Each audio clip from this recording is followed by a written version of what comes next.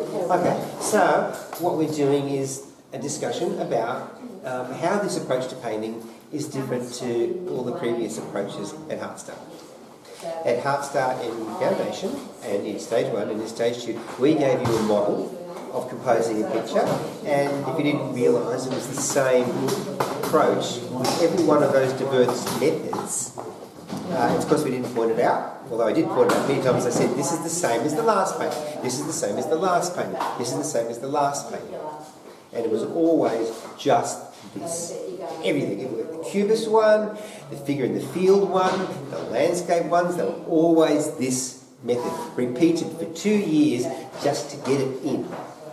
Okay, and what it was we started exploring the use of tone, and that's just a bar graph to show you that you put in some tone, right?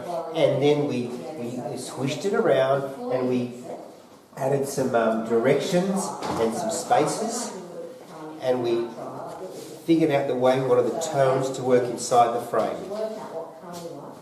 One colour. And then we worked out, when we got a mood off that, we sort of worked out what the second colour would be, and we added that to the exploration. And I don't care if it was doing the cubist one or the figurative one, it was always the same. And then we added the second colour. Alright? And then what we did was we put in some line. And what I'm doing here is just showing you a bar graph, because it's getting more and more stuff to sort of mix around. And then what we did was we pulled it back. We shaved off all the bits that we didn't like. This is in my bar graph. So we took out some lines, took out some tones, took out some areas we didn't like.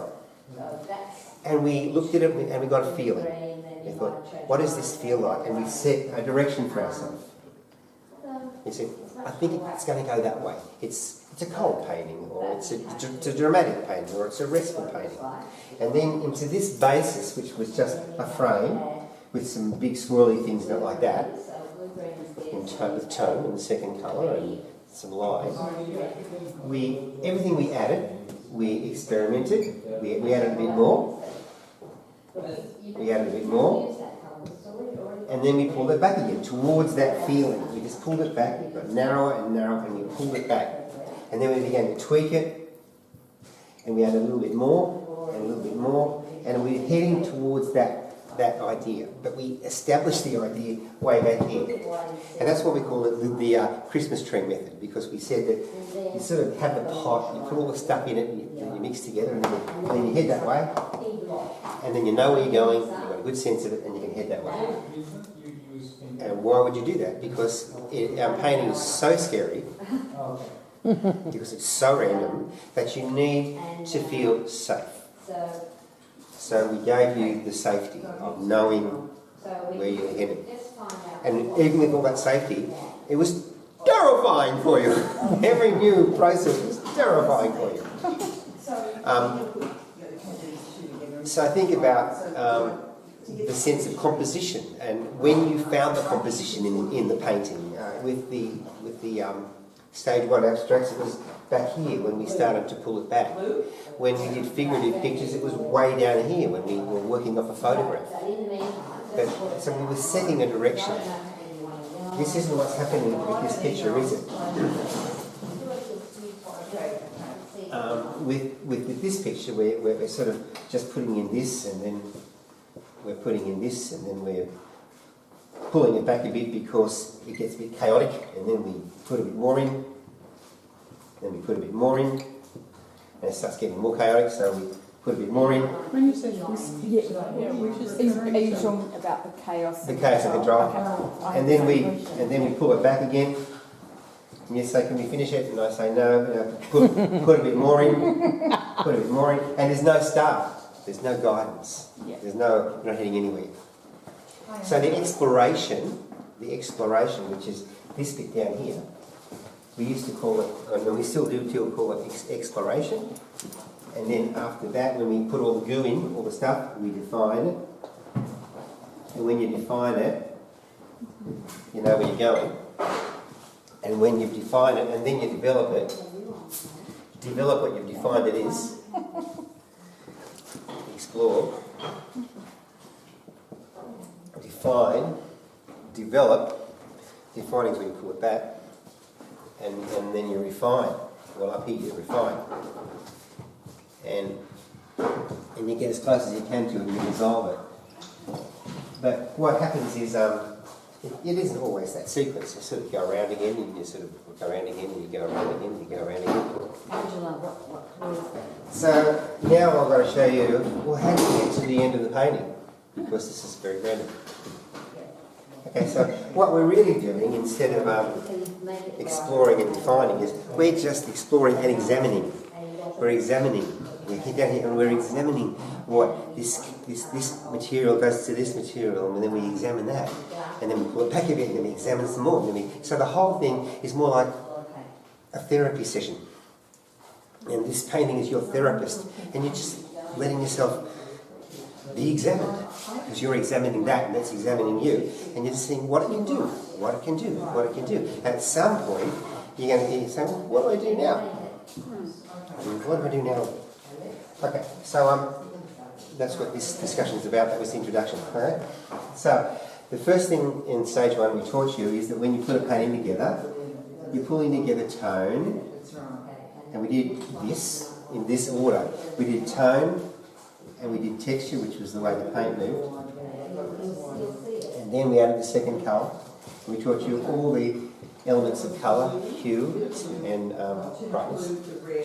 And then we did line, and ways of getting line in. Then we worked on size, because we put in spaces that were big, and there were and we got contrast of size.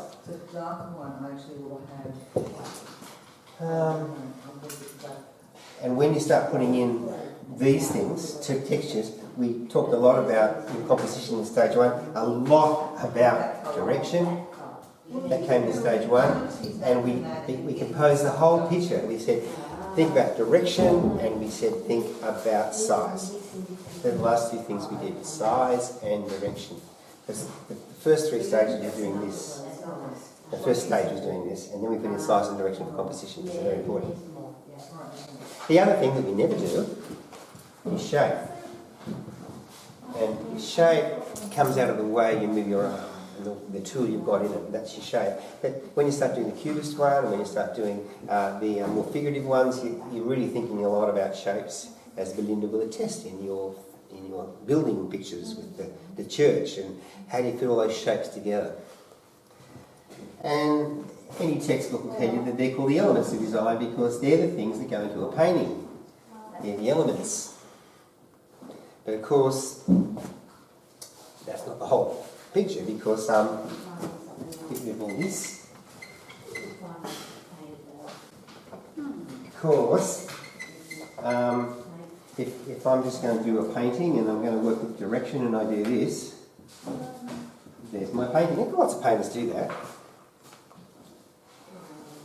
But you know, if you move one of them like that, then you've done something that isn't about just direction. It's something else. You're now working with something else. The other thing that you're working with is the way you're using this stuff, and that's the principles of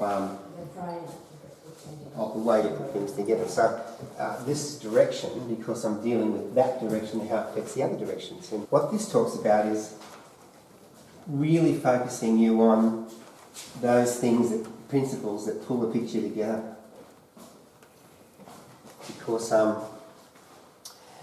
this picture's not giving you any guidance, because it hasn't got a starter fire.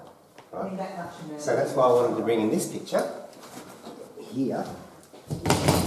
Wow. Which is not minor awareness. We owned it, but we didn't paint it. That's what it means. And it's very much a chaos and control sort of picture, but it doesn't look chaotic.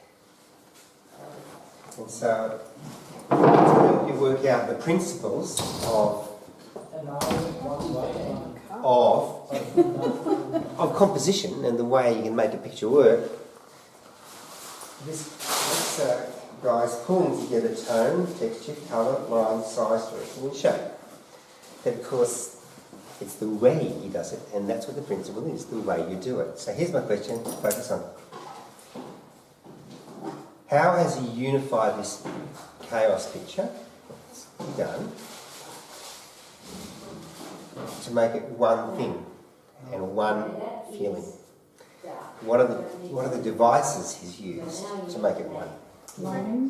Repetition, colour. Okay, so I need to get this. So repetition of, because there's 7 elements, repetition of what, Katina? I was going to say line and colour. Yeah, vertical line. Okay. But there are horizontals as well. So he's got a repetition going of line, and that's your rhythm. And as I've talked about with you before, that repetition, I'm going to get this out because I've got no other time I can use it. I got it to go to the gallery and I wouldn't get to use it.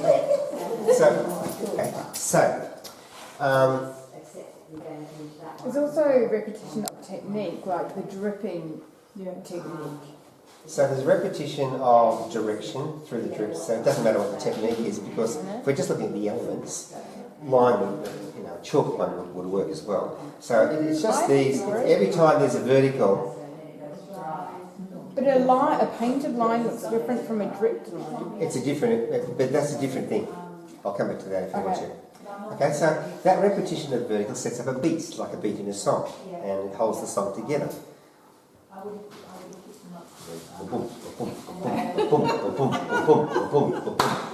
And it works its way right across the canvas, and it's just that rhythm. So the repetition is the rhythm. So there's one. That obviously ties it together, and if a picture's hard to tie together, a repetition, it works every time. What else? Who was the next person that said something? That was Tina's. Who said that? Repetition colour. Okay, so what's the unifying element in the colour? The unifying element Yeah, of the colour. of the colour. Well, I was looking at gold. Oh, I think the off-white, and the red. But there's only this much red. Yeah. What's the unifying element of the colour? White, black, grey. So he's unified the thing because it's got this colour and the white, and it's got this sort of dominance of this colour there, massive. Is it that it's spread out, kind of, it's dispersed, it's not just all in one place? Like, It's a very harmonious picture.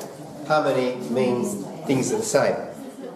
It's the same colour which travels through, and it's a dominance of that colour which makes the thing feel like one experience, and it's the tertiary colour here, and it's sort of, and it travels through the picture, and it's like so there, and it's there, and it pops up, and then, like you said, the neutrality of this. So that, and what's another thing? Look at those little things there. I mean, Oh, that's because they're all the way through, they look like little tonsils. What are you talking about? These little things. I know they're not, but look, they're everywhere. So what about? Well, they're different to line, but they're also. So this, which is It's different. to that just one, the there, it's expressed in 100 different ways. Yeah, all those up there, the white That's a repetition. repetition. In this case, it's a repetition of a motif or a shape. It's not a direction, because I said this. The word repetition means repetition of Something. all of the elements. We did direction, and now we're doing a shape. It's the repetition of a shape. And every time you feel that beat, it begins to connect it up for you. It's a repetition of a shape, repetition of a motif. Motif just means a shape, which is kind of similar. What else ties this thing together? Maybe a lot there, and then it's spread out. So if you break it down like Jane just did, this is absolutely chaotic there, and there, and then it's just like It's really space. space. So isn't that harmony? Balance. You know, it's the balance of the busy active areas and the spaces that, and balance is always just what your sense of balance is. What is it? You know, 30-40, 10-90. It's not 50-50 ever. It's just what you need to sort of settle the picture down. So what's another thing? Is it contrast? Contrast of what? So tone. So there's it goes right through the spectrum from very dark right to the very light. It goes, and contrast is difference, and difference doesn't bring a picture together. Difference destabilises it. But it's So- a balance. Well, yeah, because he's used his balancing with something else. Yeah. So she's talking about it's the darkest possible tone you could use, and the lightest possible tone you could use, and then everything in between. And they're working with that huge amount of contrast is because there's not a lot of colour to fight it. It's just the one colour. It's a very neutral picture. It's being tied together all the time by the harmony of the colour.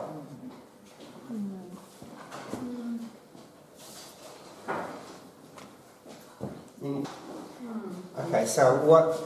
Now let's come back to the red. What's this and this and this and this? Because it's not very much.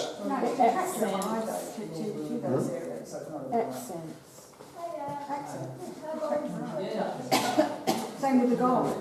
Same with the gold. Moves your eye around the picture. What was that like? It creates some movement. Focal point? When we taught you this at the very beginning, when we were putting brights in the picture, we said that those brights are going to drag you around the picture because your eyes go to them. And without you realising any of this, your eyes are doing it. It's this, and this, and it's bouncing between them, and it bounces between the golds. Golds are as powerful as the reds because even though it's the same colour as that, golds float above the canvas because they don't sit, because they catch the light and then they move, and so they're very hard to work with because you've got to somehow fit them so they do their job. But they're, you know, a metallic paint like a silver or a gold is as powerful as a bright colour. Okay, so you know you've identified a whole lot of devices that he's used as he's worked through the picture to try and bring the chaos into control, and using these called principles, because it's the way that you do it, to try and bring the thing together. Now, when you're working, when I say bring the thing together, I mean to unify it, to balance it. It's still yours. It still hasn't got a feeling you're following. It still hasn't. You've got that obvious feeling. You're just trying to balance it according to what makes you feel good. So what do you know? It has got a feeling. But it's not heading somewhere, it's taking you along with it. It's a therapy session. You're just working together to find the balance. Balance of one direction versus many directions. Right. Balance of texture or space. Balance of big and small. Notes on it. Big and small. Balance of warm colour, cool colour. Balance of bright colour, dull colour. They're the balance of all the elements. What about contrast? You can contrast all the elements. You can contrast tone. You can contrast colour. You can contrast size. You can contrast texture. All right. Repetition. You can repeat a shape. You can repeat a direction. You can repeat a colour. You can repeat a tone. Emphasis and movement, because he mentioned the word movement but when you set up, when you do all these things, there's a movement, because the rhythm sets up a movement. It pulls you through the picture. The vertical sets up a movement. The colour, the bright colour sets up a movement. These whites set up a movement. It isn't about just balancing line and then direction and then tone and then colour. It's all happening at the same time. And you work with one thing, you think, oh, what does it need? I think I'll repeat a direction. Oh, that doesn't work. I think I'll repeat it. Oh, no, it's too cluttered. I think I'll repeat a space. So you're just working with each element. They're all overlaying each other. And you're muddling your way through until the star begins to appear. And you go, oh, and the clouds part, and you get a sense of, oh, I know you. You're exactly the same as what I did in stage one. It just took a lot longer to get here. Now, the reason we don't do it in stage one is because it's so terrifying to be in the middle of it all. But the reason we do it in stage three is because this is really where it is. This is what you need to go through. Because the examining part of art is terribly important. If you're doing stage one and stage two method, you never examine because you're scared to try any examination on the canvas because you're just going to muck it up and you've just spent all this time composing it. This allows you to examine and see what the material, examine what the materials can do. What happens when you let it dribble? What happens when you mix that with it, when you scratch over that? Now I'm going to come right back to what Bronwyn said in the beginning, Bronya said in the beginning, because I said it wasn't part of it yet, and that is technique. Every technique suggests an emotion. I know you might be a Zen Chinese painter doing bamboo, and the technique suggests something. A dribble suggests something. They all carry it with it an emotion, and that's the complexity of painting. It isn't just those, it's the technique as well. So these suggest a certain chaos and out of controlness. Look at all the bits that suggest a sort of chaos and energy. Call it energy rather than chaos. Which bits suggest an energy? Here's one. Which bits are very intentional and I'll come back to that. designed, yeah. Energy. They're the bits that are just the chaotic bits. What's on? But too much of that energy and it's overdone, so then which bits suggest control? This bit. What else does he do? Why does he do that? Negative. It's a negative thing. So here it is in the positive, he paints the stripes, and here he is painting the space around it and leaves the stripes. What does that do? It's harmony. Balance. Yeah. It's just, I don't think it has anything to do with these things. It's just something I think else. it calms the painting. It calms It's like it down. Otherwise, it would have all been. It's like some weird yin and yang thing in your brain that's triggered. I think it's more about that. I don't think it's about this. I don't think it's about the elements of and the principles. I think it's just about what techniques suggest, right? That suggests something to you because it's like the zen of how you threw the paint on. There's something, it's more of an intellectual thing that you connect with. That's just an intriguing thing to do. You realise after you've had it and been looking at it, oh, actually that's not a brown stripes, that's a gap. It just plays with your imagination. It plays with the way you read the picture, you know, and these little ones are sticking out the side. And what's this doing? That little triangle that doesn't belong to anything. So, I mean, this was obviously purely abstract, but if there was some sort of figurative element to it, then would you also bring in the principle of narrative? What happens when you've got something figurative? Right? That's why I've all along I've said, just don't look at the figurative. Don't look at the lamps on the bridge. Don't look at the post. Don't put the face in yet. Don't do it yet. Don't put the guy in the doorway. Don't need him yet. Just look at the shapes. Look at the shapes. Because as soon as you've got a figurative element like that, then everything is ruined. You just can't look at the picture anymore because all you look is the face. If I put a face there, it'd be like getting a box and gluing it on and painting it green. It just dominates the whole picture. So you just you begin to tease out the bits of symbols that mean things, because all these things mean things. The dribbles mean things. The triangle is a symbol that means something. It all means something. But as soon as you've got a narrative in there, it becomes such a powerful element. And you've got to now balance the amount of narrative with the amount of all that. And so you just like let it in little bit by little bit by little bit until you can make it part of the picture and not the afterthought of the picture. So look, the reason why you're doing this, to come back to what Katina said, and we're discussing it, is because none of these are rules. I didn't tell you this is what he did. You told me this is what he did. I didn't once say to you this is what he did. You told me every single time. You can see what he did because of your experience, and that means that you can discover it, not impose it, but discover it in your picture.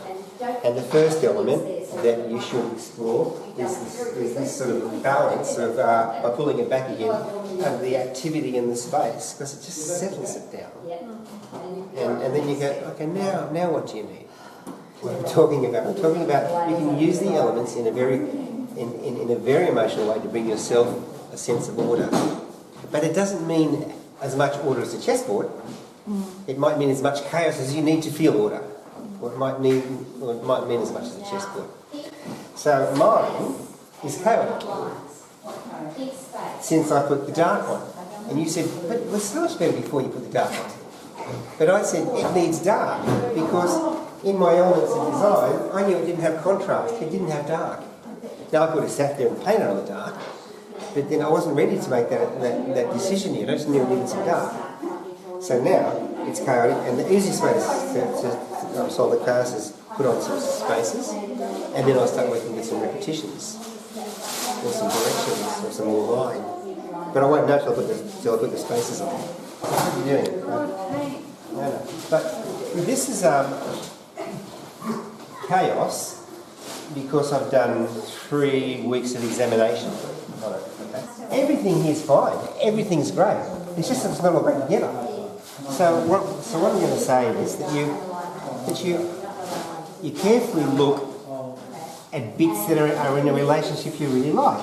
I really like that with that. I really like that with that with that. That's like the surface relationship hierarchy did when we were in the foundation. You remember that, right? There it is.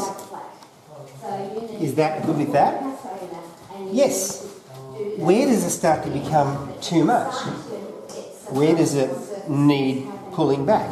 It still seems okay. At what point do I paint out?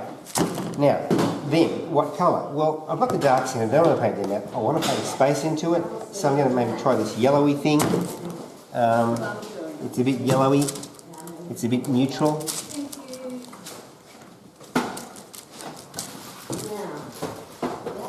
That's alright. It's sort of a neutral yellowy green. It's good. I like it. Okay, so now, what am I doing? What do I use to paint out? This, or this, or this. It's got to be big, or this.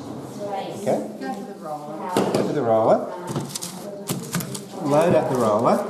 Now, this is a paint out, which is different to, that's pretty easy, which is different to every other technique we taught you up to now, because we never paint it out. We just modify it and lay it. Paint out means you get rid of it. Okay, so I think it becomes a bit problematic here. Now, if I'm going to paint something solid, what's the next question? What direction, what shape? Because it's going to have an edge. Do I do a circle?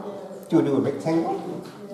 My strongest suggestion is don't think about it. Just have a big tool, so you haven't got to think about it.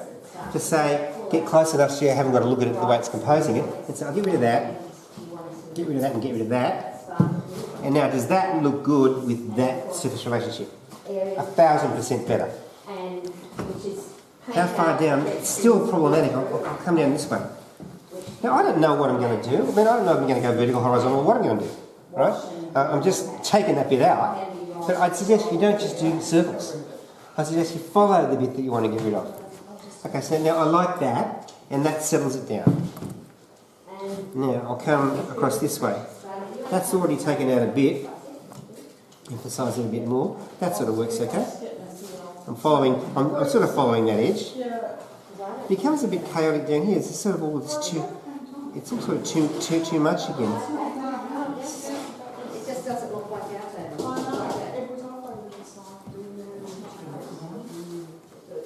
Now, that's all happy up because I've got some spaces in. What am I doing? I'm looking at the relationship of that.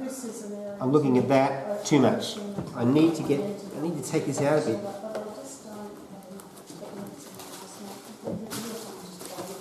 If I'm composing at this stage, like Linda was, I might start a repetition. I might start a vertical repetition. I'm not really composing yet. That's what Belinda did last week. I'm just trying to settle this thing down by balancing texture and space. Texture and space. And this is nice because it's a bit translucent. I'm not completely painting out, am I? I'm lying because I'm actually... It's already 100% better. I don't need to take any more now with the light. I need to put some darks in. And now I'll start taking out with some darks. So that's getting control by putting space and balancing it with the texture. And I chose the colour that out of the space, it feels like air, it feels like space in my picture. Hey. That's where you're at.